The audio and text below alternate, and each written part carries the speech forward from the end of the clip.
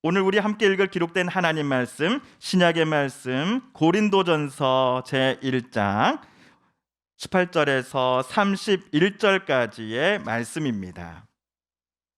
신약 264쪽경에 있는 고린도전서 제1장 18절에서 31절까지의 말씀입니다. 십자가의 도가 멸망하는 자들에게는 미련한 것이요 구원을 받는 우리에게는 하나님의 능력이라. 기록된 바 내가 지혜 있는 자들의 지혜를 멸하고 총명한 자들의 총명을 폐하리라 하였으니, 지혜 있는 자가 어디 있느냐? 선비가 어디 있느냐? 이 세대의 변론가가 어디 있느냐? 하나님께서 이 세상의 지혜를 미련하게 하신 것이 아니냐?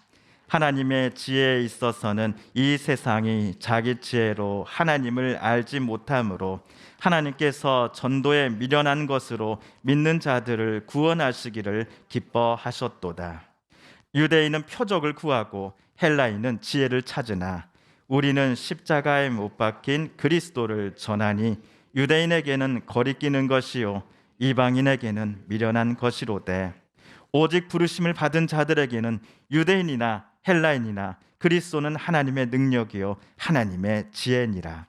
하나님의 어리석음이 사람보다 지혜롭고 하나님의 약하심이 사람보다 강하니라. 형제들아, 너희를 부르심을 보라. 육체를 따라 지혜로운 자가 많지 아니하며 능한 자가 많지 아니하며 문벌 좋은 자가 많지 아니하도다. 그러나 하나님께서 세상에 미련한 것들을 택하사 지혜 있는 자들을 부끄럽게 하려 하시고, 세상에 약한 것들을 택하사 강한 것들을 부끄럽게 하려 하시며, 하나님께서 세상에 천한 것들과 멸시받는 것들과 없는 것들을 택하사 있는 것들을 폐하려 하시나니, 이는 아무 육체도 하나님 앞에서 자랑하지 못하게 하려 하심이라. 너희는 하나님으로부터 나서 그리스도 예수 안에 있고 예수는 하나님으로부터 나와서 우리에게 지혜와 의로움과 거룩함과 구원함이 되셨으니, 기록된 바 자랑하는 자는 주 안에서 자랑하라 함과 같게 하려 함이니라. 아멘.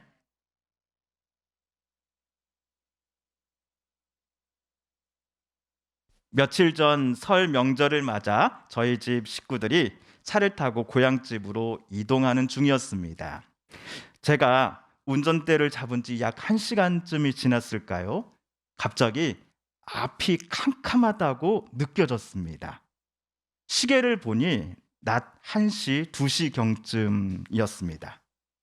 이상하다. 야, 아무리 겨울이어도 그렇지 지금 비나 눈도 안 오고 점심을 막 넘긴 시간인데 하늘이 이렇게 캄캄할 수가 있나 하는 생각을 하는데, 순간 겁이 덜컥 나는 겁니다.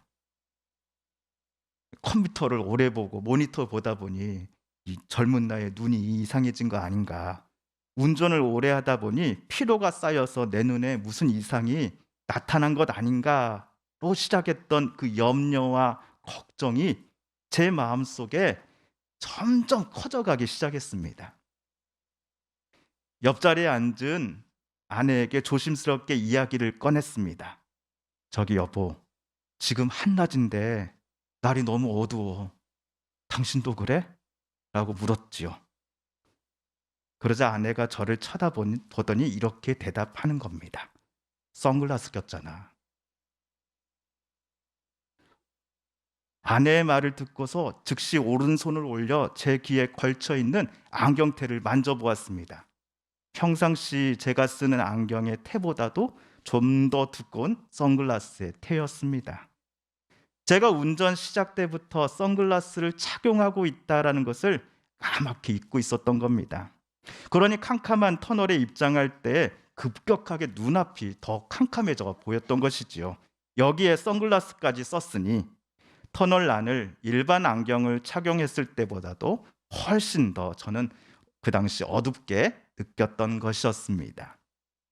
혹시 우리 성도님들께서도 저와 비슷한 일을 경험하신 분 안 계시는지요? 만약 명절 당일 제가 선글라스의 코팅색이 노란색이었다 한다면 세상은 온통 노란색이 되어 제 눈에 다가왔을 겁니다. 빨간색 코팅이었단다면 제 눈에 비춰진 하늘과 나무는 모두 빨강색이었겠지요. 그러므로 색안경을 벗어야지만 하늘이 평상시에 가진 그 파란색을 우리는 마주 대할 수 있을 것입니다. 색안경을 벗을 때에만 나무 본연의 녹색을 우리는 있는 그대로 바라볼 수 있을 것입니다. 그런데 오늘 바울은 고린도 교회 성도들이 예수님을 바라볼 때에 현재 그들이 쓰고 있는 색안경을 벗어라 라고 요청합니다. 그렇다면 바울이 요청하는 바 고린도 교회 성도들이 지금까지 착용 중인 색안경이 도대체 무슨 안경이었을까요? 그 색안경을 저는 교만과 질투, 자기 뽐냄과 같은 마음의 색으로 가득 칠해진 안경이었다라고 생각합니다. 지난주 이 시간 우리는 고린도전서 1장 17절까지를 읽었습니다. 고린도 교회는 바울의 전도를 통해 예수님을 처음 믿고 영접한 사람들이 모여서 세운 아가야 지방의 교회입니다. 이들은 복음을 들은 지 얼마 되지 않았음에도 성경에 능통했습니다. 또한 고린도 교회 성도들은 성령이 주신 은사를 사모하는 사람들이었습니다. 이런 고린도 교회 성도들의 모습을 바울은 편지 서두에서 칭찬하였지요. 하지만 우리와 바울은 고린도 교회에 분쟁이, 분열이 있다라는 정보를 듣게 되었습니다. 크게 4개의 그룹으로 쪼개져 있었지요. 바울파, 게바파, 아볼로파, 그리고 그리스도파. 게바라 불리는 베드로에게서 세례를 받은 사람들이 모여서 만든 파가 게바파였습니다. 바울파, 아볼로파도 마찬가지입니다. 내게 세례를 준 바울 선생님이 당신네 사람들에게 세례를 준 바울 아볼로보다는 100배, 1000배 뛰어나신 분이거든 라고 으스대면서 말하지 않았겠습니까? 본인들을 하늘 끝까지 높이되 자기네 파에 속하지 않은 사람들은 같은 고린도 교회 성도들이라 할지라도 무시하고 깎아내렸습니다. 이 상황을 고린도 교회 밖 사람들은 어떻게 바라봤을까요? 혹시 바울, 게바, 아볼로 이 3사람이 겉으로는 안 그런 척 하면서도 속으로는 자기 깃발 고린도에 세우고서는 고린도 교회 안에서 세를 불려가며 영향력을 키워가려고 했던 것 아니야 라고 생각했을지도 모릅니다. 그러나 이런 생각은 틀렸습니다. 왜냐하면 바울이 바울파를 세우라고 지시했다거나 부추긴 적이 단 한 번도 없었기 때문입니다. 바울의 이런 마음은 아볼로, 게바도 마찬가지였습니다. 오늘의 사태는 바울, 아볼로, 게바라는 이름으로 파를 만들고서는 교회 안에 자기의 영향력과 권력을 키워나가려고 하는 사람들 때문에 생겨난 현상이었습니다.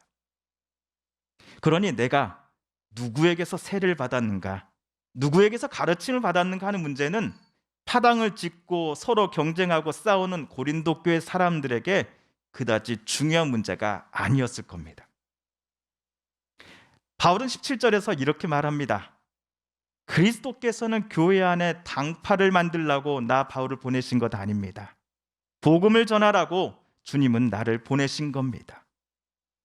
그리고 바울은 덧붙입니다. 주님의 명령대로 나 바울은 복음을 전하였는데 말의 지혜로는 하지 않았습니다. 그런데 여기서 잠깐 지혜라는 단어를 잠시 주목해 주십시오.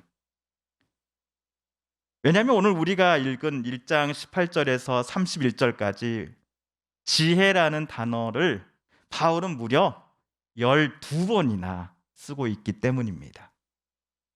오늘 바울이 고린도 교회에 말하고 싶은 바를 차례대로 기록하는 데 있어서 여기 지혜라는 단어가 바울에게는 빠져서는 안 될 매우 중요한 단어임을 우리는 느낄 수 있습니다. 바울이 복음을 전할 때 말의 지혜를 사용하지 않았다라고 썼습니다. 그렇다면 말의 지혜는 누가 사용한 것입니까? 그리스도의 몸이신 교회를 내 파로 산산조각 내놓고서 서로 으르렁거리며 싸우는 고린도 교회 성도들이 말의 지혜를 교회 안으로 가져다가 사용했던 것입니다. 오늘 22절에서 24절을 우리 세 번역으로 다시 한번 읽어보겠습니다. 시작. 유대 사람은 기적을 요구하고 그리스 사람은 지혜를 찾으나 우리는 십자가에 달리신 그리스도를 전합니다. 그리스도가 십자가에 달리셨다는 것은 유대 사람에게는 거리낌이요 이방 사람에게는 어리석은 일입니다. 그러나 부르심을 받은 사람에게는 유대 사람에게나 그리스 사람에게나 이 그리스도는 하나님의 능력이요 하나님의 지혜입니다. 아멘. 유대인과 헬라인 모두는 나사렛 예수님을 그리스도로 하나님의 아들로 생각하지 않았습니다. 그들에게 나사렛 예수는 십자가라는 나무 형틀에 달려 죽은 사형 죄수에 불과하기 때문이었습니다. 예수님을 유대인은 꺼려합니다. 헬라인은 예수님을 어리석은 사람으로 간주합니다. 그 이유를 여러 주석가들은 다양한 이유로 말합니다만 저는 이렇게 생각합니다. 예수님을 유대인과 헬라인 모두 실패자라고 생각하기 때문입니다. 새해를 맞아 대형 서점이나 인터넷 서점 베스트셀러 코너에는 자기계발서 관련 책들이 많이 진열되어 있습니다. 그 책의 저자들을 보면 대부분 어느 분야의 큰 성공을 경험하고 있는 사람들입니다. 재테크에 성공해서 몇십억 부자가 되었다라는 사람들이 여러분도 나처럼 하면 됩니다라는 내용의 이야기를 써놓은 책들이 베스트셀러로 선정됩니다. 투자에 실패하고서 별다른 반등이나 신변의 변동이 없는 사람이 쓴 글을 책으로 만들어줄 출판사도 없을 뿐더러 인쇄되어 나오더라도 관심 있게 읽어줄 독자는 별로 없을 것입니다. 왜?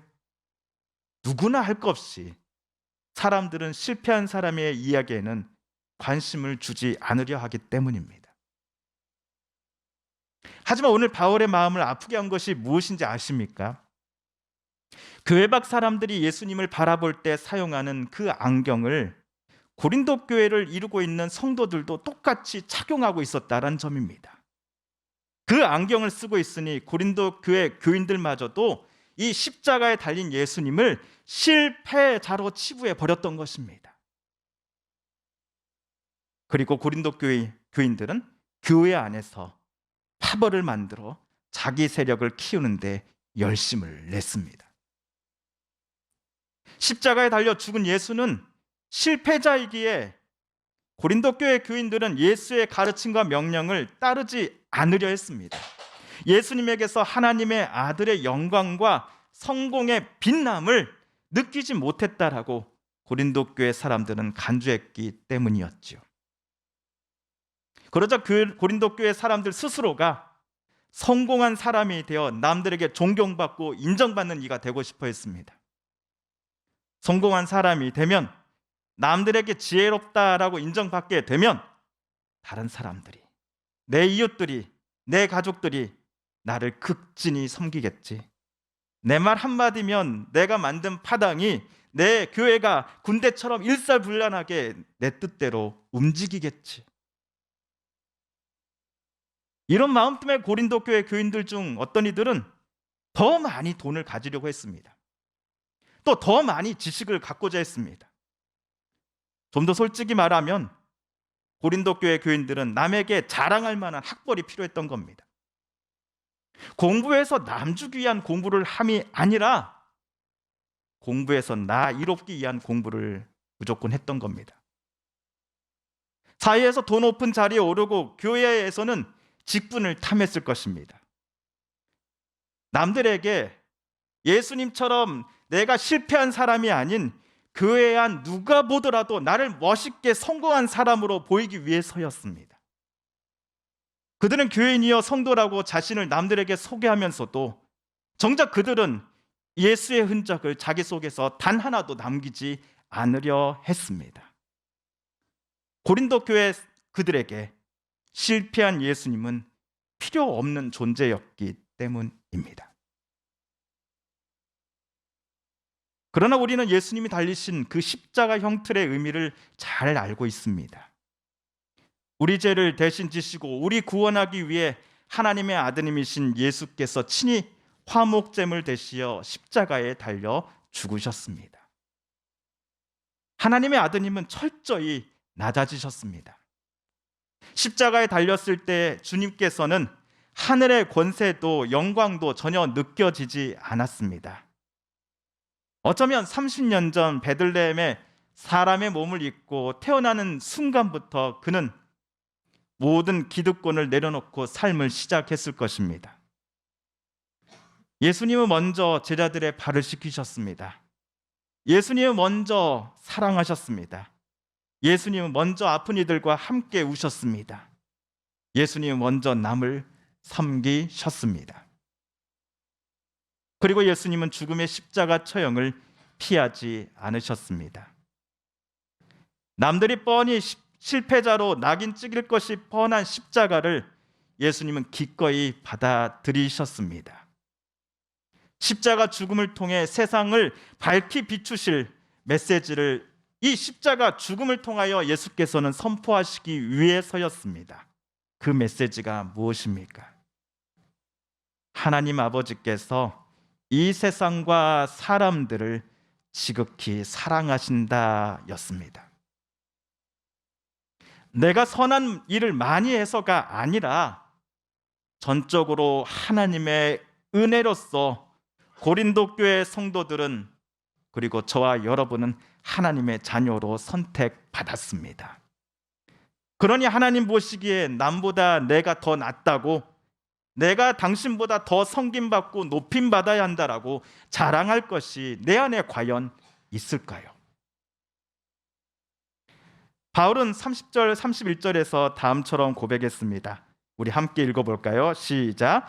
그러나 여러분은 하나님의 자녀로서 그리스도 예수 안에 있습니다. 그는 우리에게 하나님으로부터 오는 지혜가 되시며 의와 거룩함과 구원이 되셨습니다. 그것은 성경에 기록되어 있는 바 누구든지 자랑하려거든 주님을 자랑하라 한 대로 되게 하시려는 것입니다. 아멘. 예수님을 믿는다라고 말하면서도 십자가에 달린 예수님을 실패자로 간주하고 주님을 멀리하고 창피하게 생각했던 고린도 교회 교인들에게 바울은 오늘 외칩니다. 고린도 교회 성도 여러분, 제발 주님을 자랑하십시오. 여러분이 실패자라고 여기고 있었던 나사렛 예수님을 이제부터는 기쁜 마음으로 자랑하십시오. 남을 미워하고 공격하며 질투했으며 증오했던 그 마음의 색깔로 가득한 색안경을 이제 그만 벗고 나 바울과 여러분 모두 다 함께 이 예수님을 바라보며 그 주님을 닮아 가십시다 라고 말이지요. 성도 여러분, 오늘 바울이 간곡히 외쳤던 것처럼 우리들은 주님만을 자랑하는 성도들이 되고 싶습니다. 예수님을 내가 언제 처음 믿었는지, 얼마나 오래전에 내가 예수님을 맨 처음 믿게 되었는지를 우리는 더 이상 자랑할 필요가 없습니다. 내가 얼마나 남보다 성경 지식을 더 많이 알고 있는지, 우리가 다른 이보다 교회 문화에 얼마나 더 익숙한지를 자랑할 필요가 없습니다. 주님만을 자랑한다 함은 예수님을 똑바로 바라보며 그 예수님의 마음을 우리 속에서도 있는 그대로 새겨놓고 주님 닮아가는 성도들로 살기를 기뻐하는 모습일 것이기 때문입니다. 그러므로 우리 모두 하나님의 아드님이신 예수 그리스도만을 자랑하십시다. 우리 위에 십자가에 달려 죽으신 그 예수 그리스도, 그리고 다시 부활하신 예수 그리스도만을 우리 모두 자랑하십시다. 함께 기도합니다. TV CF, 라디오 CM, 선거 홍보 영상, 기업 홍보 및 기록 영화를 전문으로 기획, 촬영하여 제작하는 산여울 기획은 1등 제품을 2등 가격으로 공급합니다. 산여울 기획.